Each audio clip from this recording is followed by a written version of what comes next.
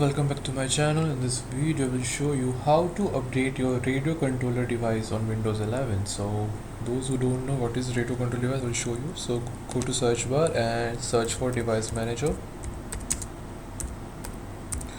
You have to search for device manager. You can see on the top here, open it.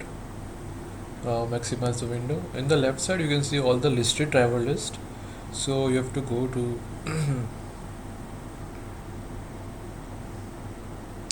HID, which is human interface devices, and you can see here radio controller device. Just right click on it.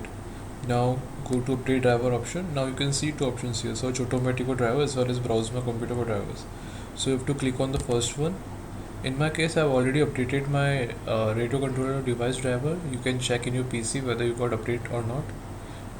After checking up your updated, just close this window and again close this window. Now move to the search bar, and this time you have to search for settings. Open settings. Now these are all the settings menu. You have to go to the last one, which is Windows Update. Click on it. Now go to check for updates and click on check for updates.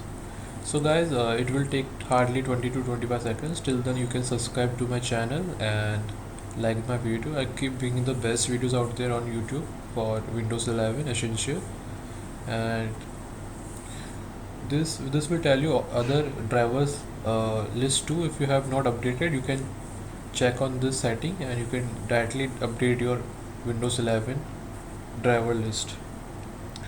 So it's taking some time. Okay, so in my case I've already updated. You can check in your PC or laptop. So guys, thanks for watching. This was a video on how to check your radio control device and how to update it. Take care.